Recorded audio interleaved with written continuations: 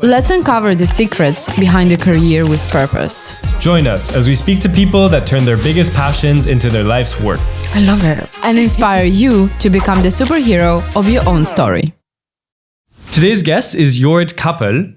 Jorrit is the co-founder of Context Verify, a startup using AI to monitor and remove fakes online as websites, brand, etc., and also deal with cyber risks and digital threats.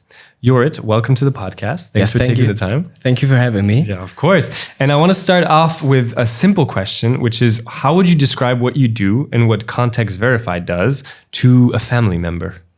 Okay, sure. So you already mentioned it. We focus on fakes online, for example, websites, fake shops, or also fake news. And what we do, we search in the internet and we look for these fakes for brands, for companies, and we detect them early on, and then we lead them through the process to take them down so that they are more secure on the internet. Amazing. Okay. Thank you so much. Your turn. Yeah, Energy something that we ask all of our guests, like what brings you energy nowadays, something outside of your work? Very much music. So if I have time to spend it freely, then I spend it on making music or just playing guitar, because that is my hobby since I was small. And I still do it until today, yes. Yeah, so run us through this a little bit. I'm going to just jump straight in. Because before this, we had just found out that you actually are a trained classical guitarist. And I mean, to some extent, you did a year. Yeah, you did it. You did a year of schooling for it, and it's something that you've been doing for kind of your whole life. And from how you described it, it seems to be something that also shaped you in some ways towards what you were doing now, right? Like spending time on stage, doing competitions, also, learning to fail, because a lot of music is this. So yeah, like how do you feel like that has related to your journey becoming, a founder of a social enterprise? I think it's lowered my guard for social interaction, because if you make music, you always talk to people, you make music together, you are in bands, you're on stage. It isn't something new to talk to people, to get out with your own thing, if it's music or now in the venture part more your venture. So especially putting down this guard and just working on something for yourself, because in other contexts in school, always on, you work on projects that teachers give you, other people give you, and in music it's a part you decide what you want to do. You have your own touch you can put into it. You have your own goals, your own competitions you want to do, your own concerts. You decide early on, you manage it early on. I started doing concerts on the weekends with, I think I was 14. Crazy. And yeah, I managed that myself, I organized it, and maybe I got into this self-working style in general very early on through music. Yes. Crazy. 14-year-old freelancer. So about your hobby, how do you think it shaped you or it helped you in the projects that you run today? Like, I don't know, maybe it's feeling confident on stage or managing your time better. What is it? Yeah, definitely being on stage. So with music, I was on stage very early on. So I think 7 years old when I first played on a stage. Crazy. And you need it in day-to-day life. So you're representing your project in normal situations daily, but also in stage situations where you pitch, for example, at the beginning. And that was something that wasn't really new to me. And I was very comfortable just talking about it. That definitely, and also a bit of time management, self-sufficiency as a person. Yeah. Go ahead.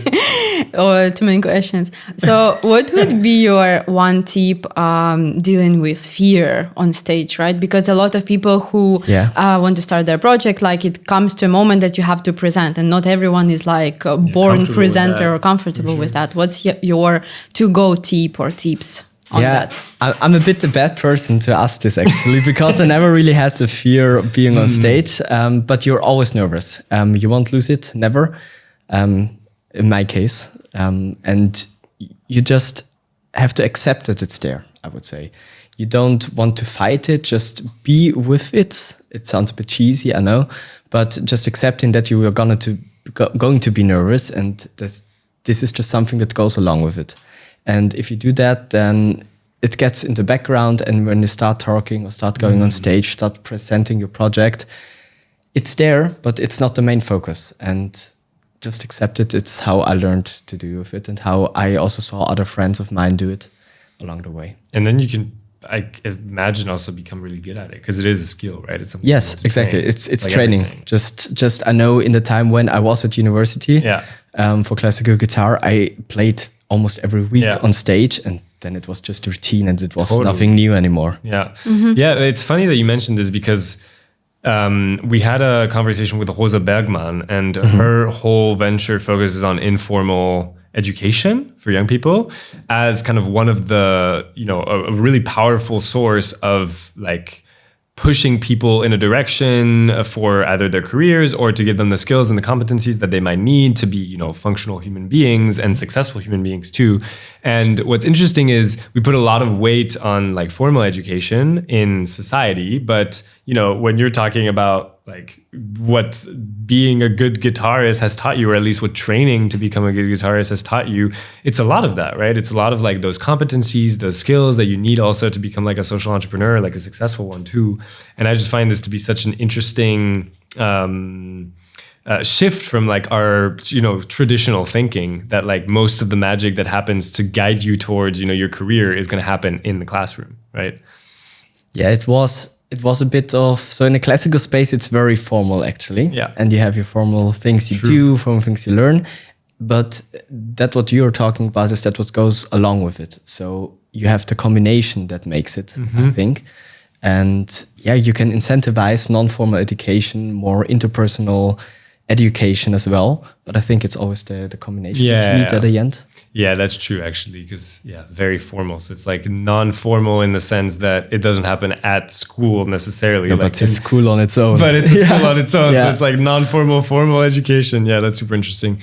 And talk to us kind of through those early days, because if you start doing this super young, and I'm not just talking about the guitar right now, but I mean, you from how old are you actually? How now old were you? 22, right? So 22, and you guys started the business. How old were you guys? I was 20. Okay, 20. Started, yes. Yeah, and Yannick is a similar age to you, right? Yes. Okay, yes, so Yannick, years. your co-founder, because we haven't introduced him, but he's also your co-founder. And what I find so fascinating is the fact that actually there's not so many people from our community, at least, that kind of start their business this young. Since a lot of them are kind of still soul searching and trying to figure everything out. So I guess you were kind of an early starter, right? In like doing a lot of these things, also 14 years old, being on stage, doing all this kind of classical work. So were you already, would you say kind of entrepreneurial in your way of being when you were like at a young age? At a young age, no. But if we already talked about music, my journey was a bit like it. I decided, okay, I want to do music as a professional full time. And then I started at this excellence cluster at the university. And I did it for a year and then decided, okay, I don't want to do it professional. And when I decided not to do music, I decided to do something in the innovation part. And that was also the decision that I made to come to Vienna back then, also to study at VU because of the focus of the entrepreneurship studies that they have there. And that's how I got into this field. And I never planned to found something that early on. It was always my plan, okay, do your studies, get your degree, and then maybe work a bit, and then you can found something. But as life happens, it never goes as you plan. So, okay. And how did you find out about innovation? Because that's a very specific topic, right? It's not necessarily super mainstream. So. I had a lot of time during COVID. Oh, okay. Where I read books, watched videos, got into the topic. Read autobiographies. Okay, of who, for example? The classical ones. So all the known names that you have in the startup field. Just read through it. Sometimes better, sometimes worse. But that's how I got into touch with the whole topic. Okay. So usually people your age, they like to party, hang out, not think so much about building a business and so on. And you hustled your way through, you build a social enterprise.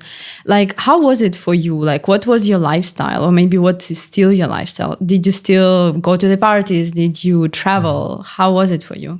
That's actually a very interesting question because it's a bit of both. So it was very in phases in our journey. So at the beginning we were like, oh, that's the new project. We're going to just do this and full time this. And there was a time we did nothing outside of work, outside of the project.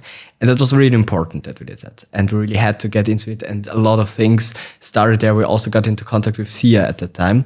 And the project got to something. It was something. And then we realized, okay, maybe that's not sustainable for a very long time period, and we should slow down also. And we decided also to focus more again on hobbies, friends, and stuff around that.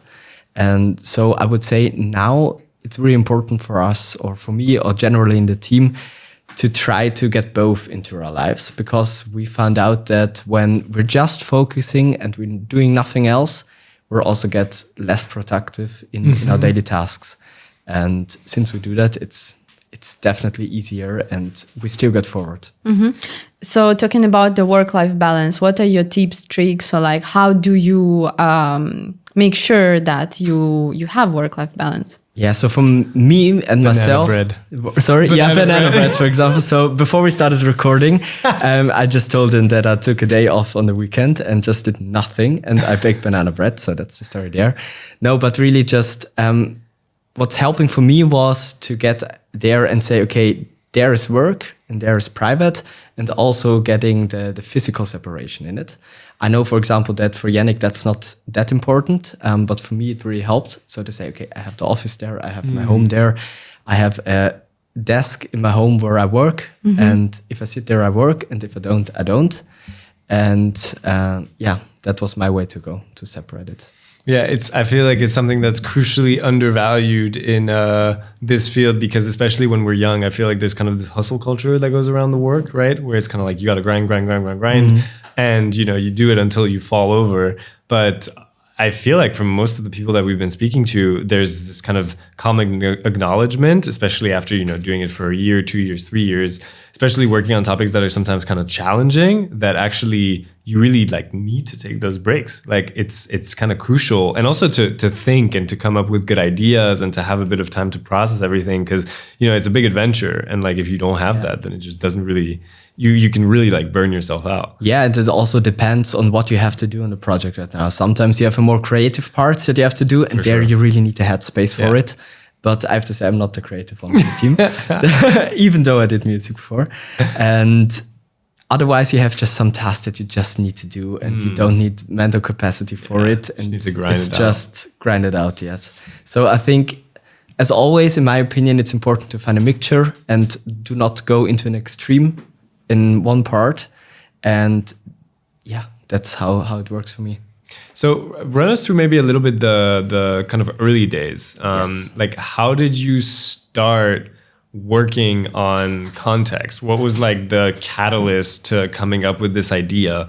Other than the fact that, you kind of have a background in communications and production and things like this. And I know also Yannick does, right? He's been doing that for a long time. But what happened to go from, doing these odd jobs to actually building a startup in this field? So Yannick and I decided that we are annoyed with the amount of fake information that we found ourselves in our daily lives on social media.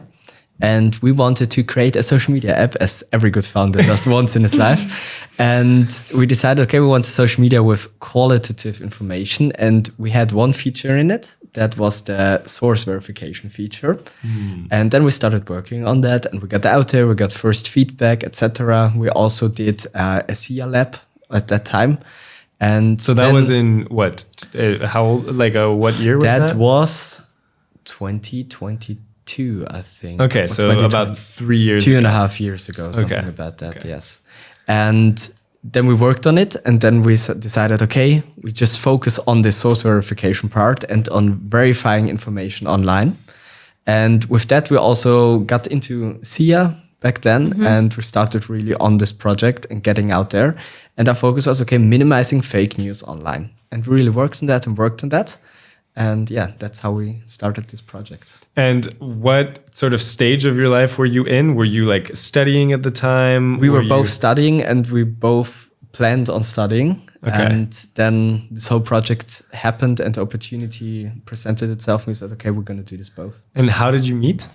I met with Yannick through university. Okay, so you guys were both in the same innovation program. Yeah, we were friends before, yes. Okay, crazy. And so what were those kind of first conversations like when you guys started thinking about this? Was it just you're, watching a movie and then you're just this is so annoying? What was the thing that... It was, we went to a pitch competition in Vienna. Okay, and as a viewer? as a viewer, with the whole friend group back then. Okay. And then I so you guys started were like to talk. into this field.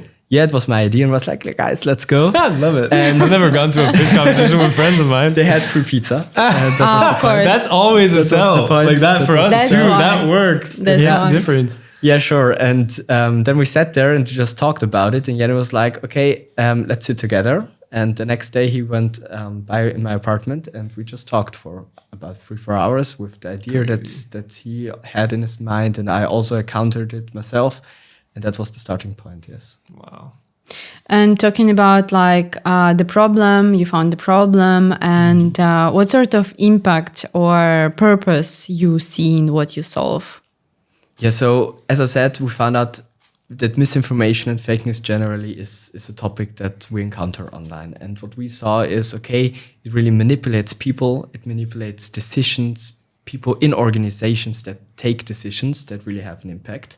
And in generally, it manipulates our society and also where we live. So everyday decisions. And we want people to make decisions based on trustful information. And that was really the motivation that got us into it. And then we found out what kind of fakes there are all online and where other people also have problems. And then we looked, okay, what can we do? And that's how we got from the field of verifying information and detecting fake news to generally fake websites, fake shops, also a bit in the security area. And that's how this whole project formed itself out of that. And I might actually, now that I'm thinking, I might have one fake website for you. I was just send it to me and I will take a look. I was recently checking like the tickets for Billie Eilish concert, and they're obviously all sold out. And then I started to get this ad on Instagram with like, there is a ticket, 150 euros or something like this. I'm like, no, this is like, there is no freaking way. That's so I cheap, checked right? the website and like like, I don't know, some people might trust it, right? I got suspicious and it turned out to be fake, and like some people actually like paid for the ticket. Wow. And I was surprised because there was no, like, I didn't know what to do with this website, right? So I just clicked on the ad and made a claim for Instagram.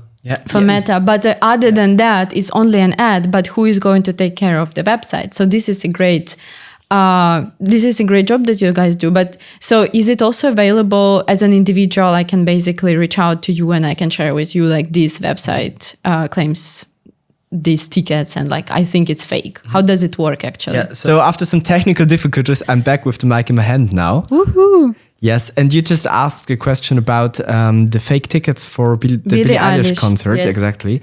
And that's exactly what we do. So we look for fake websites like this or fake shops like this to help businesses find them early on so that customers don't get scammed. And we search for shops, for example, but these ticket shops are a perfect example because you said you don't know if it's true or if it's fake or if there's a scam behind it. Yeah.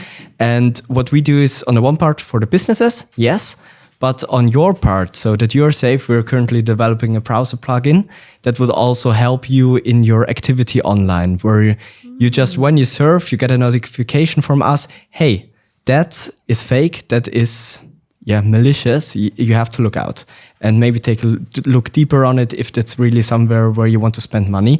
Because if your money's gone, it's very, very hard to get it back. Yeah. Very, very hard. Even with law enforcement, they can't do something about it most of the times. Yeah, I saw that they scammed a couple of people because then I went on their Instagram profile and some people were commenting on their posts like, don't trust these guys. They scammed me. I paid the money for the concert, but I never got the ticket. So yes, exactly. And our goal is for businesses to find these websites before customers are affected. Yeah. And then in another part, warn customers with the browser plugin, for example. Super cool.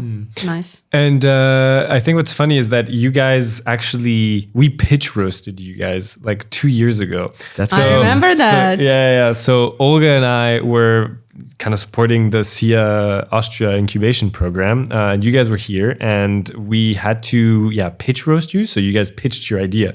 And I remember back then there was a huge focus on fake news, right? Yes. So that was the real aggregator. And then you guys obviously did the pivot, which you talked a little bit about. What forced that pivot? That's that's one thing. That's monetarization of the project. Okay. So our goal was to do something about fake news and fakes online.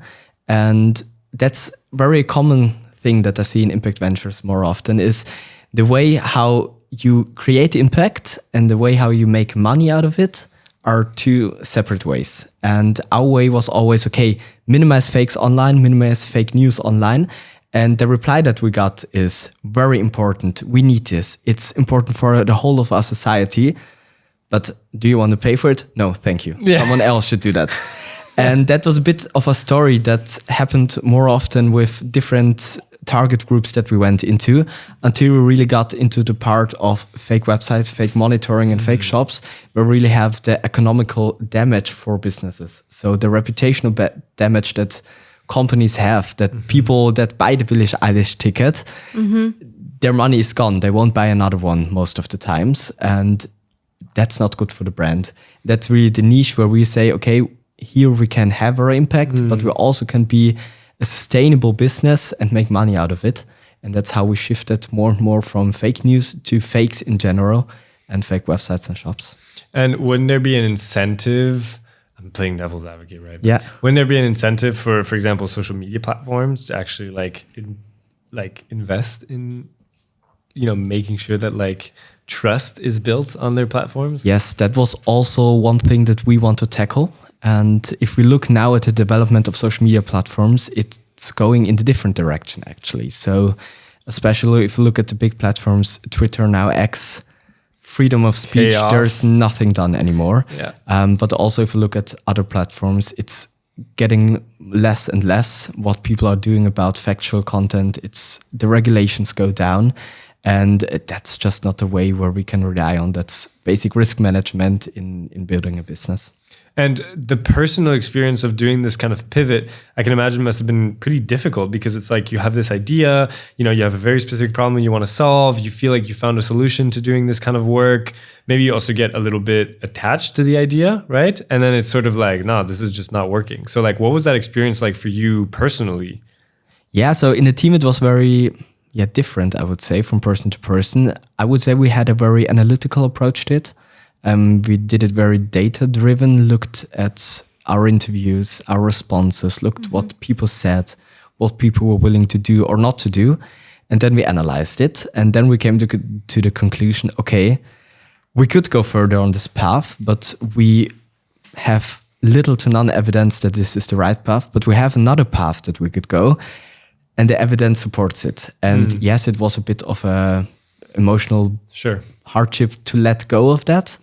But I mean, we're still in the area of fakes. We're still reducing risk online. And that's what we basically want to do. So our vision is to reducing risk in the digital space and making the internet more secure. And we're still doing that. So yes, it was a pivot, but not 180 degrees. So it didn't feel like losing your baby. No. Yeah, good. Nice. How about your team during this time? Were there any changes? How did it look? Yeah, so initially I started with Yannick. And when we really decided to do the project, we really said, okay, the number one reason why startups fail, or one of the top reasons, is the team, that the team would crash. And we said, okay, we do a crash test for that. And we decided to do a very spontaneous trip to Brussels, was it? 36 hours without any accommodation or nothing. So pressure on the highest level. And we said, okay, if we go out of this, still friends, still able to talk to each other, then, okay, we say we can do this together. And that's what we did. So we flew to Brussels. We were there in the midst of winter. It started snowing. We had no accommodation. We didn't check before that all the bars would close at 2 a.m. And we had 3-4 hours in the night. Just walked through the city the whole night. So you didn't have accommodation for the first night? No, we didn't. And it was, as I said, a stress test for us both. Yeah. But after that, we decided, okay, we can rely on each other. We can trust each other. And if we do this project, then we do this together. And that's how we started working together. And then what you also asked is how we got our third co-founder. He's on the technical part. That's a bit more boring, the story. But we just decided, okay, we need someone who can help us on the technical part. I have some knowledge there, but I couldn't do it on my own. And so we got Andreas, that was just out of his vesting at Canvas. And The design platform? The design platform. So he worked there before and got into our team and is now really a great addition to the technical part. And we wouldn't come so far as we are right now without his addition to the team. Crazy. The stress testing, that sounds like, what is the channel? Like embracing discomfort. What is it? Fabian, what is the channel called? Yes Theory. Yes Theory. Do you know Yes Theory? Oh, I don't know it. Really? Oh my gosh. Maybe I should talk to them about Yes the Theory stress is test, incredible. sorry. Like their whole thing is teaching people to embrace discomfort, and they do a lot of these kinds of challenges. So for example, they go to another country with no accommodation, then they just try to like figure it out and rely on the kindness of strangers to, let them sleep in their home or whatever. And I think it's such a cool exercise because I don't think I've ever met anyone that was like so proactive about like testing the trust in an organization and like the people. So I think that also says a lot to the way you guys think, like especially at such a young age that you would just go for it. It's so cool. We just heard that's the number one problem. Okay, then get this problem out as early on. So why start a project when we fall on our faces later? I hear that a lot as well. When you want to test your co-founder, when you want to test your relationship, you need to book a trip together. But usually they book a trip together. And they go for like a weekend somewhere, but then it's still challenging, right? Because like you live with a person for a couple of days, right? And like you need to see how you can, I don't know, communicate with each other through this whole time. Some people also do a little bit of like a work retreat. So they work on some things together. So that's a test. But you went a little bit, another level. Yeah, we did the extreme version on that. Crazy. It's like Koh-Lanta. Jumping into it. Survivor. Yeah. Wow. Yeah, but it worked. So clearly, yeah. Yeah. Would you consider yourself an entrepreneur? By the time now, yes. It still sounds a bit weird, I would say, to hear it, but I found my peace with it. But early on, I always thought, okay, entrepreneurs, they are these creative people that are so bright in their mind, and it's just doing stuff. Yeah. It's just getting to it. You have to have the idea and you have to sit down and want to do it. And persistency is the number one thing that I learned is important in a project. And yes, of course, do your market research, go out there. You can do stuff wrong, yes. But at the end of the day, you have to do. Just go for it. Yeah. Yeah. It's funny because it's such a charged label. And also in a lot of different countries, it means different things. And there's a lot of associations, right? Like in some countries, people hate entrepreneurs, they like represents like the person who steals from the poor, you know what I mean?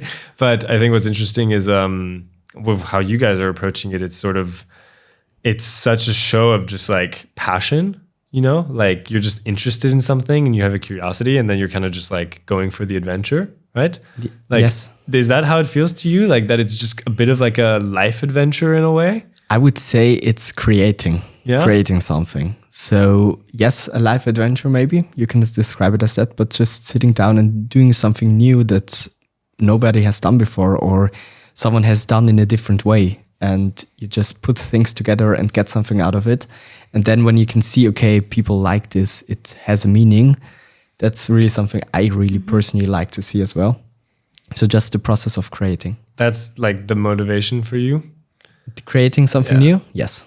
I really love that. I also love to see new projects out there. Also, if you're on events, entrepreneurial events, there are a lot of same ideas, but there are also a lot of very, very interesting ideas where I think, yes, if that really works out, that would be good for us. Yeah. Do you resonate with that?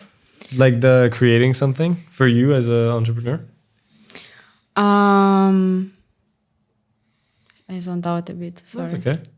Would you resonate with this idea? Like, do you resonate with that idea of it's? I also zoned out. I was focusing on the next question. I didn't listen. The idea of creating something. Yeah. Would you resonate because you're also an entrepreneur? So do you resonate with that idea of that motivation of just like creating something new, creating something that's just like different and that the world needs?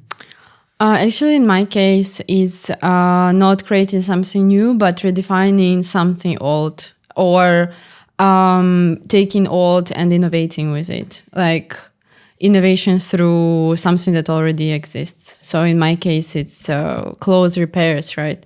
Like they existed since forever, but the way they are approached, the way they manifest in daily life, especially now with the fast fashion, everything is so easy and cheap.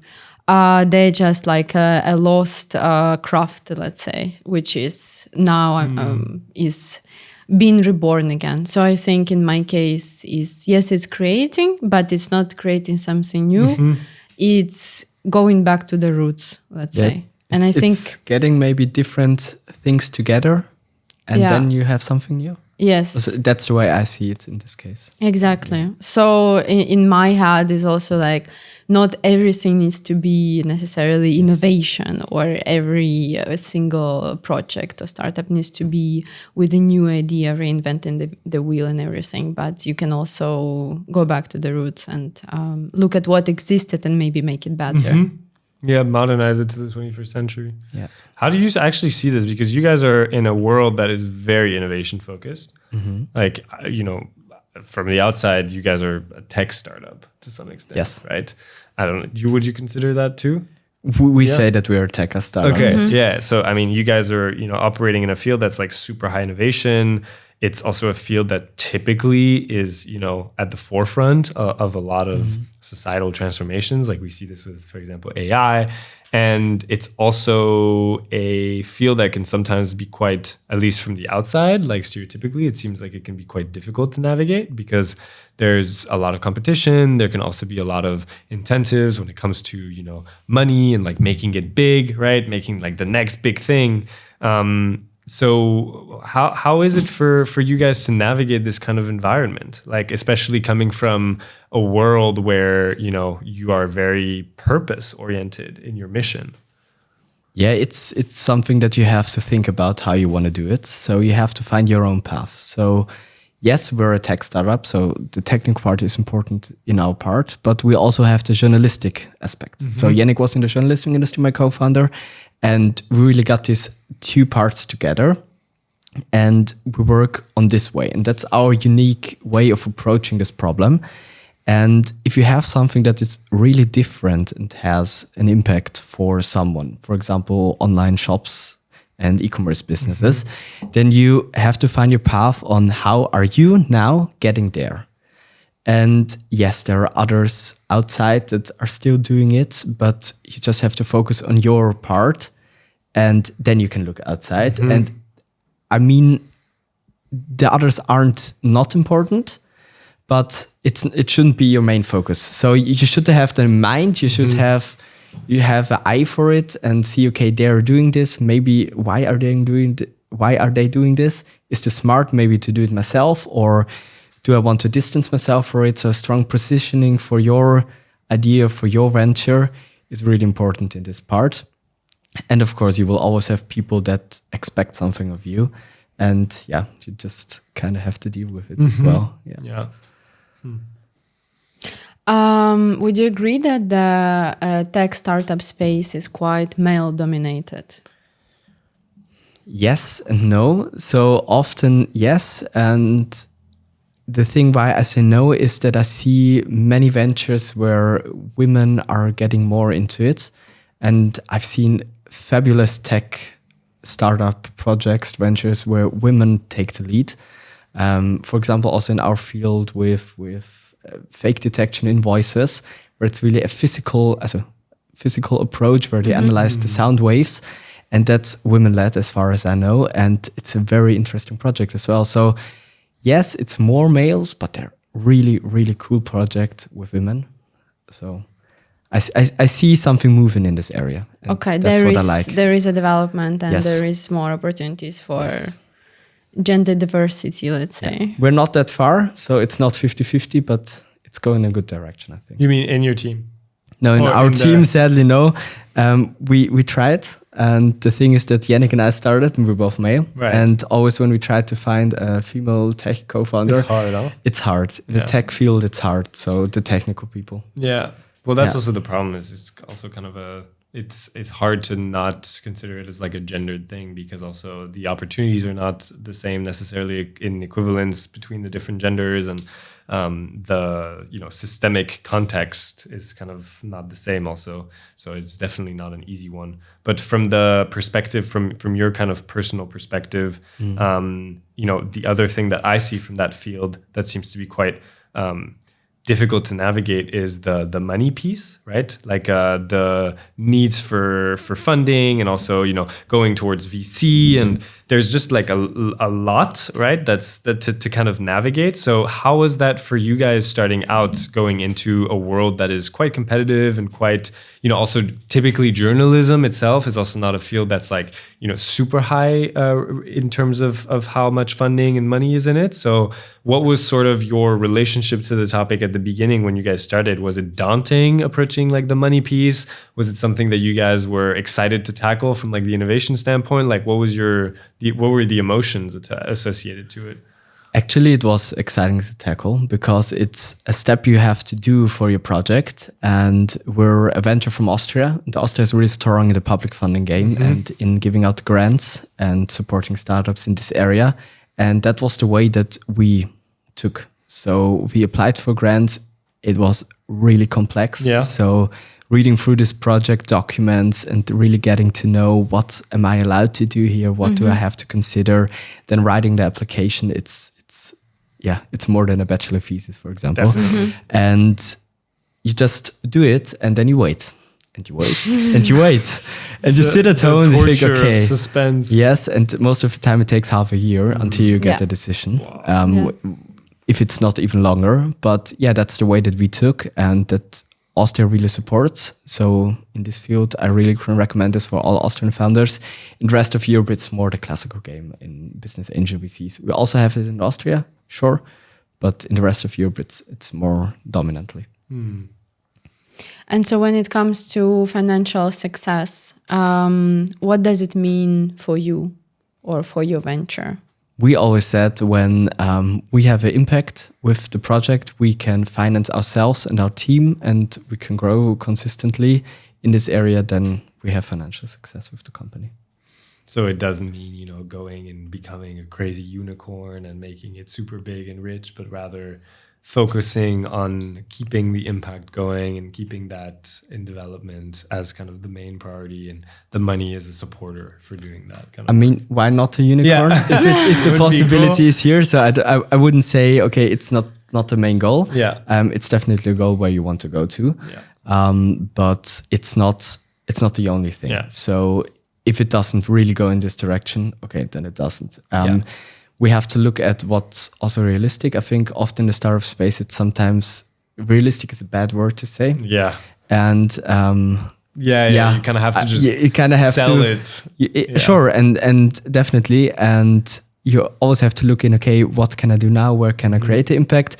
And I would say it's definitely opportunity here. So if it goes further on the e-commerce part that we see it, and the fake shop problem keeps being this dominantly as it is. I mean, I find around 40 fake shops per day. Crazy. So that's just day-to-day life for me. And if it goes on in this area, I definitely see it growing there and seeing also being this big and really the classical idea that you have from a startup. But still on the way, I will be removing fake shops. And that's something I like to do. That's cool.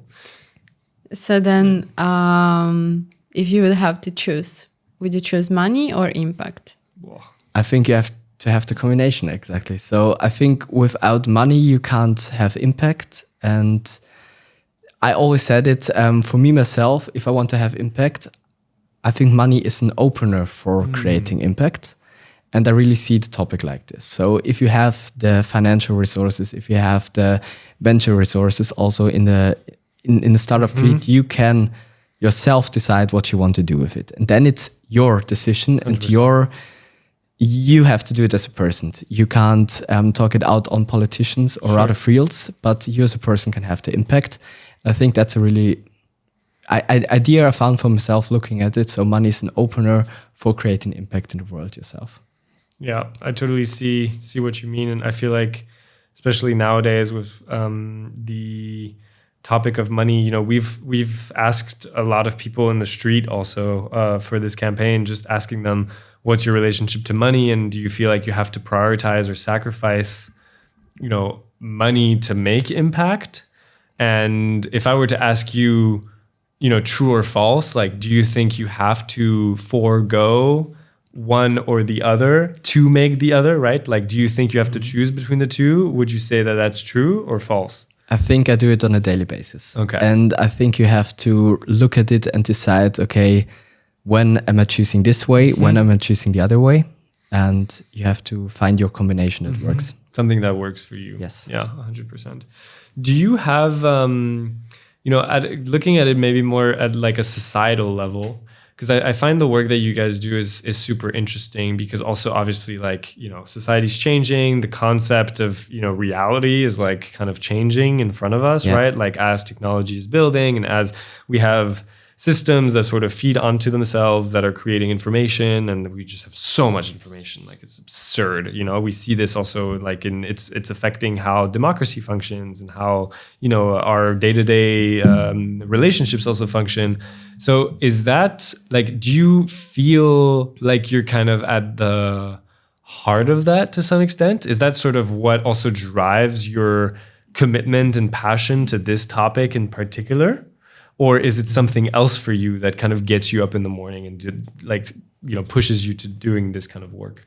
Yeah, I wouldn't say that it's the political part that motivates me. It's still a part that we encounter in our day-to-day operations. So, for example, when we really focused also on the fake news, but also now, we find stuff and we can't say for sure where it comes from. If we do a forensic analysis of it, it often ends in a shadow business somewhere in India, and random. we don't know where it comes from. Yeah. But for example, we also talk about it in our workshops often, and we did something with the International Chamber of Commerce for Austria, and they were really focused on the topic of market manipulation through fakes. For example, in Africa, very greatly. That's a very whole industry. Predominant topic there. And in Europe, we see it too. We have journalistic projects that find it. We had don't ask me, don't count me down on the name, but I think about a journalistic project from Germany that found around 37,000 fake shops that came back to a group of Chinese people. And you don't know where the motivation comes from. Yeah. Is this a political thing? Is it the act that was it on their own? Yeah. We don't know, but we see this stuff, and that's definitely a thing where I think, okay, it's an important topic that we should tackle. And for me, it's really, for the other day, I talked with an e-commerce and online shop owner, and he said, yeah, I didn't know that is out there, and I have to look at it. And that's something where I think, yes. Yeah, we're doing and that are the small things day to day. Yeah. Or for example, I had a case in my family. So my father is in the industry sector and is involved in factories, etc. And I sent him a fake shop where they sell technical, machinery that he uses. And he said to me, "No, this isn't fake. This is real." I said to him, "No, I looked at it 5 times. It is fake. Crazy. Trust me." I looked at it. I looked at the company behind it. I looked at the descriptions. I looked at the picture formatting. I looked at the pixels, etc. And this is a fake shop. And he was like, "No, I don't believe you." I said, "Okay, then buy something if you want to, but I wouldn't recommend it." And that's just a thing where I see, okay, they are really, really well made in a very professional setting. And people, even if you tell them that it is a fake shop, they still believe that it's not. That it's not. Crazy. And just telling someone this isn't, be careful, and then sticking that they have that in their mind the next time. Crazy. That's something that I like. And that these are the small things where I say, okay, that this is daily motivation. So this is really where from day to day you can see it has an impact. It can do something where it is important. And these are the small things that motivate way more than the big picture. Personally. Yeah, definitely. I have another. Go ahead. Okay. David versus Goliath. Yes. So I'm using that as a framing because I think something I think a lot about is like, obviously there's all these challenges that we face at a societal level, environmentally, socially, economically, whatever it might be. And we have, huge companies and corporations now that are doing a lot that is either good or bad, depending on how you look at it. And then we also have, a ton of startups, small organizations. It can be like kind of the whole shebang, but you really have this dichotomy between like super duper big and like really, really small, right?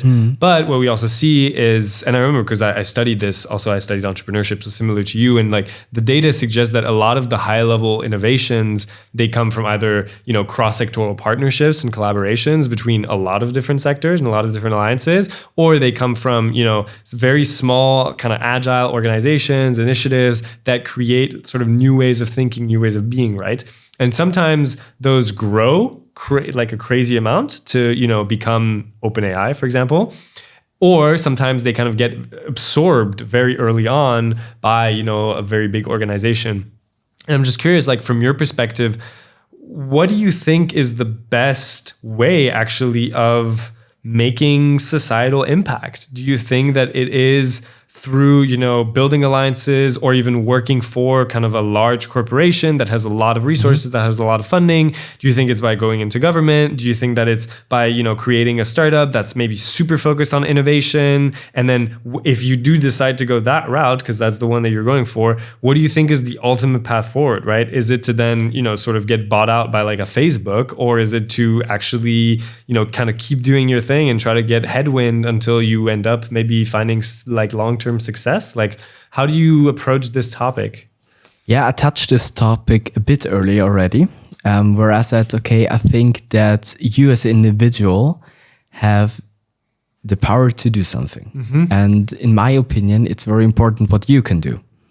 And from a psychological standpoint, if I look at my surroundings, I can decide if I drink this glass of water there. I can't decide if you bring me this glass of water. Maybe I can ask, and you can do it. And that's a very simple metaphor that symbolizes where your personal impact can be.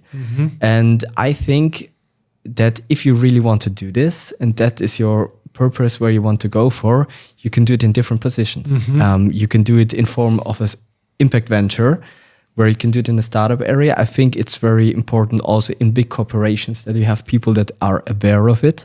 So there's the topic of building an awareness for this topic, and what you guys are doing with this podcast, for example. And then people that have the decision power in big corporations to do something about it. And the third part that you mentioned was the political part. And what I see in these three parts is, okay, if you do something individual in a startup area or for an NGO or something like that, you have way more possibilities to act for yourself. So I drink this water and not that one. And if you're in a corporation, you have a lot of factors that play together. If you're in politics, you always have the societal discourse. You have oppositions that have other opinions. And you always have something going against you. And I think minimizing the people that go against you in a part maximizes what you can do. So for me was the decision, okay, I go into a startup in a venture building field, but that's not for everyone. I know someone who is working in a big corporation in an innovation center there, and he has a large impact on what innovation is done there. So there are many ways, and I think at the end we have to work together from these parts, and the different people with different strengths have to do it. But I found for myself there, when I can decide more, I can create more. And Right. So what you're saying is that it's really personal at the end of the day. I think, and that it's people that decide. Right. And that it's, also up to you, that there are plenty of ways to go ahead and find your own sort of sense of meaning or purpose in your work, a world that you can, in which you can create impact, make money, but that doesn't necessarily have to look exactly how you did it, decided to do it. It can be very different, but the principles and the values should still be there. Yeah, I have people, for example, their main goal is to go to international corporations that support specific topics. And that's a really good way, because these organizations have already some impact and someone needs to further this impact. And if this organization works together with an innovative startup and gets more efficient on it, that can be huge. Yeah. If a bigger corporation has people in it in the management level that maybe now are not that fond of social impact or impact ventures in general, that could change. So if people get in such positions and influence decisions, but the thing is, one person can't do it in this. Of course. So you need more that play together. But one person can decide maybe to work on a smaller project with another organization that is smaller and is more agile, and there get the impact on it. So really, it's if people work together. I'm a big fan of working together, talking, not getting in your room and just doing your stuff and everyone fighting against each other, but just collaborating. And that needs to be done more. It's never enough. 100%. Yeah, I feel like right now there is a very popular opinion of if you work 9 to 5, then it's like boring, lame. And if you work in a corporation, some international organization, then it's like, you are killing yourself. And but I feel like if you, as you said, if you find a job with a purpose and meaning in a big corporation or international organization, and you do work 9 to 5, but you see a lot of purpose for yourself in it, I feel like, great, good for you. Then that's your place. Yeah. So for me, I'm not working a 9 to 5. I'm working in a startup. I work 24/7, maybe. That's more the part Classes of it. of the entrepreneurs. Yeah, classic. It's freedom. It's the freedom that everyone talks about, and the freedom that you have is, if I decide on a Tuesday morning I need to buy this at this shop, I just go. But I also have the freedom that on a Tuesday at 11 p.m. I remind myself of something, that needs to be done. I'm standing up, I'm going to the desk, and I'm going to do it. So this is the thing on this whole topic. And this classic 9 to 5 is so bad. Why not? It's just different. And it's not for everyone. Not everyone wants to stand up at 11 p.m. and do something and work. And it's also refreshing to say, okay, after 5, I just go home and I don't think about it. And it's just two different ways. And as I explained before, you need the people in these 9 to 5s that have an impact, for example, and they want to do it. And we have to have people that are not willing to do it, more in the entrepreneurial sense. So I'm a bit against this. Okay, 9 to 5 is bad. And you're going to do your own project and then you have the freedom of the world. It's a bit of wishful thinking, I think. Yeah. And it's not black and white what we had before with the extremes. It's a way in the middle. That's important. So that's my opinion on that. So basically, like the whole campaign that we're working on is demystifying myths that surrounding social entrepreneurship, but entrepreneurship in general. And we prepared a few statements for you. And basically the idea for you to say whether you think this statement is true or false. Okay, so very black and white, true, false. Very black and white, yes. Let's Not go. biased at all. Exactly. Okay. Social enterprises can't scale without selling out. No. False. False. False, yes. If it's free for the community, it's not financially sustainable. False. You have to be wealthy or well-connected to start something like your project. False. Being a mother and building something ambitious is not possible, or a father. Well, I can't say something about that. You're not there yet. I'd say false because I know some people that do it. Here we go. Civil society work is just charity, is not a real business. Or we could say social enterprise is just like a charity, it's not a real business. Depends on the business, so false. And the last one, politics and entrepreneurship don't mix. False. All right. And maybe one last question, just generally as kind of a closer for maybe a bit more of a reflection. Now that you have a few years of experience doing this kind of work, if you were to tell yourself any piece of advice at the beginning of when you first started kind of thinking about any of this, what would it be? Start talking to people as early on as you can, with everyone you can. Don't be afraid someone would steal your idea, because I think that held us back the first months, and we could have been faster at the beginning. Okay. Amazing. Jorrit, thank you so much. Thank you. Great. I hope you enjoyed it. Thank you for the invitation. Yeah, of course. Thanks a lot. It was lovely. We always need to do more. We always need to do better. The natural energy cycle that we do have is the same as nature. Like, we work in seasons. We have energy highs and we have energy lows. We have kind of like the building phase, the growth phase, the completion phase, and then the rest phase. And we have the natural rest phase again because our body and mind need that time to properly recharge and do stuff in our body so that we can properly function in these other three areas.